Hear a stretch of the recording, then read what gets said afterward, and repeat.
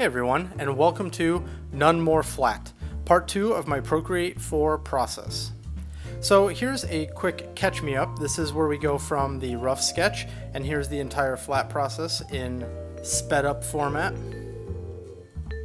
And now let's get into how I actually did that.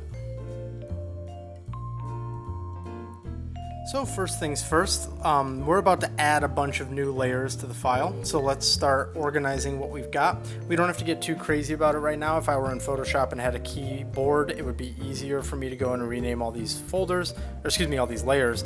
So right now instead, I'll just throw them all into a folder. You can see right there, and then start a new layer on top of that. So now we're underneath our cleaner lines, and the opacity's been lowered on that. And I'm switching to this hard brush. I actually sort of mistakenly grabbed this hard brush, and you'll see me switch to the other one in a second. I forgot that the fall off for this one is a little hard to deal with when you're doing flats, so I switched to the other brush in a second. But you'll see that we've got one layer underneath those cleaner lines, and then we've got that lowered, the cleaner lines are lowered in opacity, and we're starting to build our flats. Now, the number of flats that you use will be different depending on how you want it to be broken up during the painting process. If this were Photoshop, I might break them up differently than I do in Procreate, but this is going to be how I do it when I'm in Procreate. So first we just start sort of trapping the area. You can do this using the selection tool also, but sometimes I find the paintbrush is a little bit easier to deal with. And this part's a little on the tedious side. Also, something for full disclaimer, through a lot of this video, I was trying to get this done over the Christmas break, so I almost always had a kid sort of sitting on my lap or banging into my arm or just trying to grab me to go play video games instead of working on the drawing. So you can see that there might be some times where my hand does some sort of a wacky stray thing. So now that that's trapped, you see we just drag from the paint bucket in the top right and drop it in there.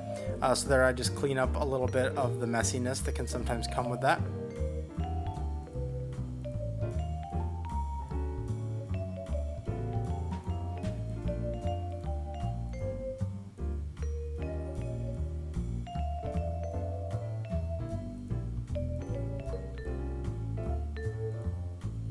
Now this is just that stage where I've already done the crude flat, and I'm just making sure that these shapes are exactly what I want it to be when all is said and done. I think I also go in later and do a little bit of cleaning up in addition to this, but this is more or less it. And again, since this is a demo, I'm just doing a little bit of this refining, but then I'm just going to move on with things because I want to sort of get through the broader strokes as opposed to getting really granular the whole time. Obviously a really detailed painting where I'm being really considerate of everything takes a really long time, and I don't want this whole series of videos to be that long. I'd rather have it just sort of communicate the core idea, and then you guys can take it and run with it and refine it for yourselves in your own process and all that.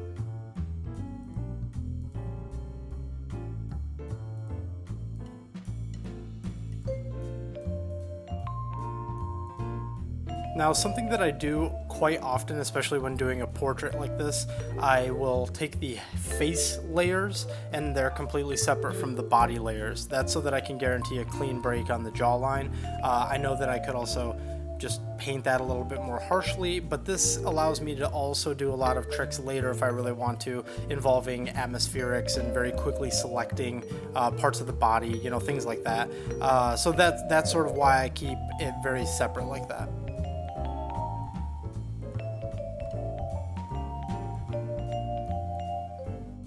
My hand is incredibly shaky on this section because I had one of my sons sitting on my lap, also drawing on my wife's iPad Pro, and it was quite hard to get a smooth line. So what I end up resorting to, which you'll see here in a second after I do like a very rough other shoulder, is you can go into the brush settings when you're doing these types of flats, or anything really, depending on what you want to use it for, and you can increase the stroke smoothing so that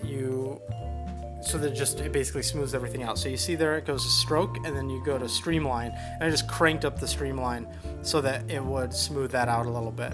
I figured that at the time especially, there was going to be no way that I was going to be able to draw that freehand very smoothly, so this is how I did it. And then you can see that line got out of control, so I select it, and tweak it to fit more closely to the sketch, to thin her neck a little bit, just because I felt that that was getting out of control. Turn off the face layer so that I can complete the trap.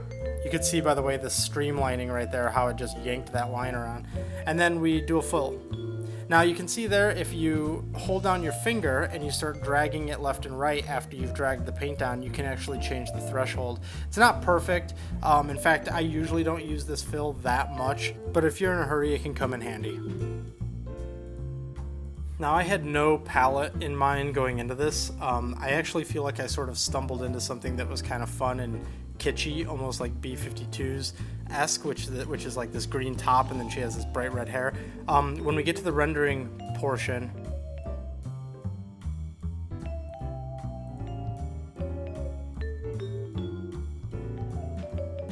I don't even do her body or her shirt or her hair, because we just sort of focus on the face in order to, again, not go through a complete piece, because that would just take too long, but just to get something done. So you can see here the tank top, I exceeded the body, so then I use that body layer in order to select it, and then select the inverse from it, and then delete away on the tank top.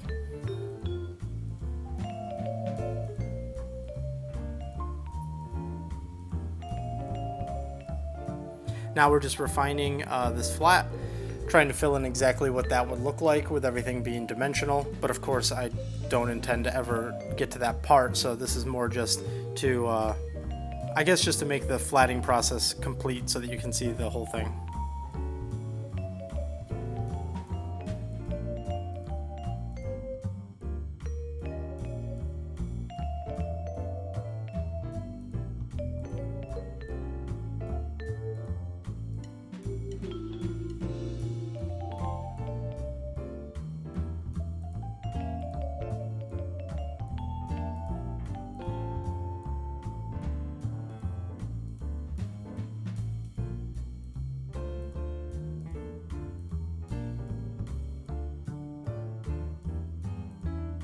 Now you guys have seen me flat a bunch in previous videos, so we're just going to go into a time-lapse version of the eyes here so that we can wrap up some of this, I guess, so we can speed up just some of this.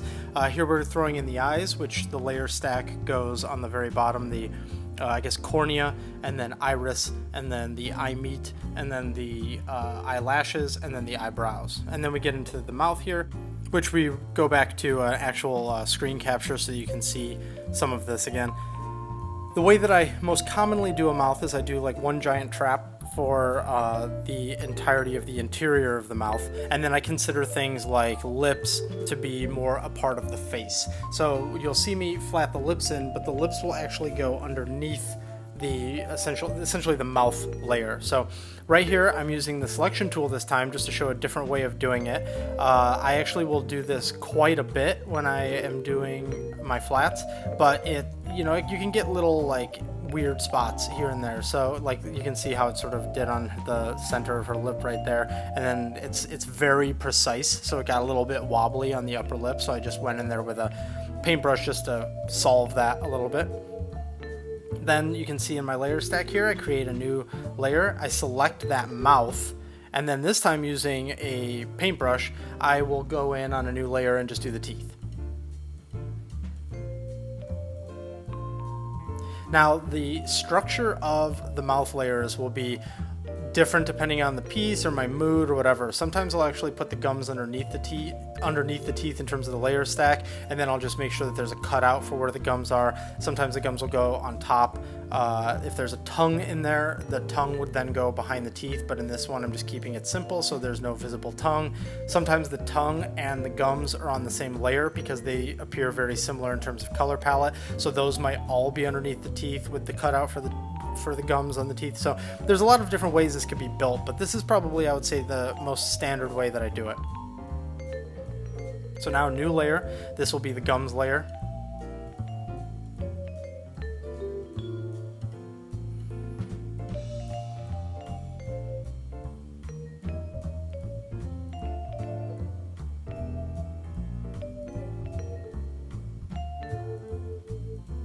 And now you can see too in the rough, there aren't as many hints of the gums as there are in the way that I flat it. I'm gonna make some decisions here. So even in the flatting process, a lot of decisions get made, and it can shape the way that you're going to represent the piece in the end.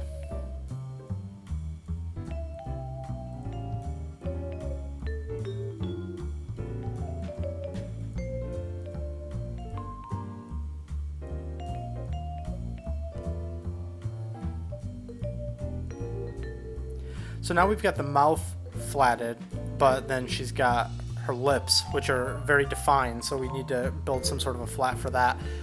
So I have this underneath the mouth layer, and this is a very, very bright color, and I know that certainly people wear makeup that have this bright of a color, but actually I don't intend for it to be that color in the end. Right now I'm just doing it so that it stands out and I know that it's there. Although I will say, when everything gets flatted, I feel like the palette's kind of cool and she could totally go for like a super strong lip color. I just normally don't do that. So this is more just to show you that I would use this color to hold the spot and eventually adjust its opacity, but it's not what I would necessarily just make the color. So for the purposes of this, it's just a placeholder. You can see me there connecting it and then filling it. And then we turn the mouth layers back on, and there we go. She's got her bright ass lips, her bright ass shirt. So a lot of bright colors going on here. Why not make her hair super bright as well? So I did the bangs and didn't screen cap it for some weird reason, but it's not that big a deal. We're gonna go ahead and do more of it. So now I've got so many layers that I'm like, all right, let's start getting all this under control so I can manipulate it. So you drag your layer from left to right, and that selects the layers, and then you can tap the lines in the top right. See, right now there's a plus where it says layers, but it creates a bunch of little dashes, and then when you tap that, they all get thrown into a folder. And foldering is the thing that I was waiting for the most with Procreate, and when it got added, I was ecstatic, because I'm a bit of a organization junkie when it comes to my files. What I do in Procreate, in fact, is way less organized than what I do in Photoshop. So it was very nice, though, to see the folders come in so that I could start doing that type of stuff. So here now we're putting this giant lock of hair that's sort of coming down across her ear.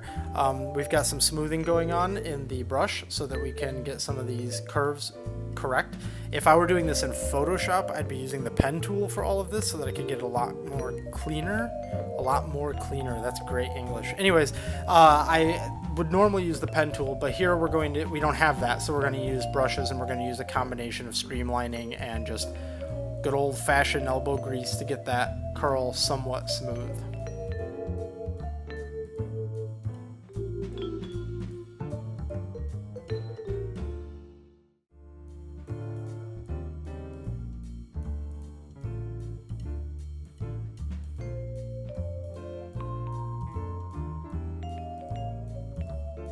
Now you can see here, I just decided to merge that down. It's all one big chunk of hair, so why not? Especially because at this point I'm realizing I'm probably not going to paint the hair. So let's just start simplifying our life. And then on the very bottom layer in that stack, I put the hair that's in the background there, the other lock that's sort of on the distant side of her head. Now you'll see once I start painting this in, I wasn't really paying attention to my layers, so you can see why this is a huge mistake, which is boom, right there. It goes behind her shoulder, and in terms of the 3D space, it probably wouldn't. So I move it in front of her shoulder now, and so this is another good reason. There are other ways you can handle it, of course, but this is another good reason of having the head and the body separate, is that the head can break that plane and do different things. So it's kind of nice to have all of those separated so that you can work with them independently and not have everything merged together.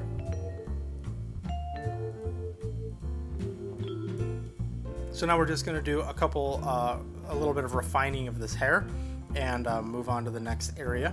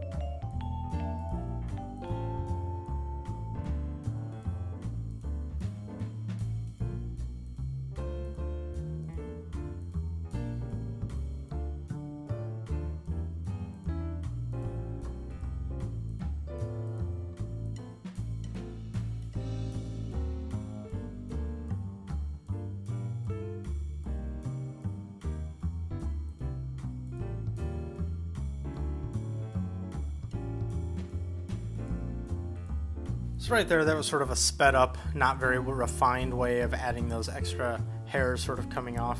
It should be done much better, but again, the focus of this wasn't so much that, it was about getting through all of the techniques. So now we're going to move on to the back of her head, where her hair is, and then her ponytail, which those are going to be kept separate layers as well, because since they go backwards into the space, there's a good chance that I might want to do something with those. Oh, did you see how weird that fill-in was there? That's because I still have Streamline on the brush, which right here you can see me turning it off now, because that's really annoying when you have that on and you're just trying to use the brush normally. It'll just sort of dart all over the place and get really annoying. See right there? But then I didn't actually turn it off yet because I knew I needed to do that curve, and so in a second I'll turn it off. But anyways, that is why I keep it all separate, is because they go backwards in 3D space, so I might want to do something with its atmosphere. So like right here, for instance, if I just lower the opacity on that flat, I can get the shape of that head, and it sort of takes on some of the white atmosphere that's going on in the background.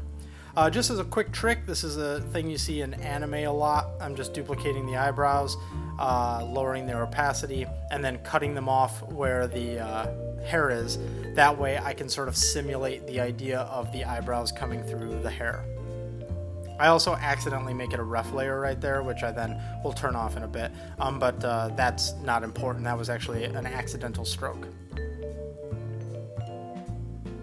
So there it is without the lines on, so you can see the core flats as they are. This is how I will work with the piece when I start to render. So in the next step, we are going to go over rendering. So thanks for watching, and I'll see you on the next video. And if you're looking for me on the internet, these are the places where you can find me.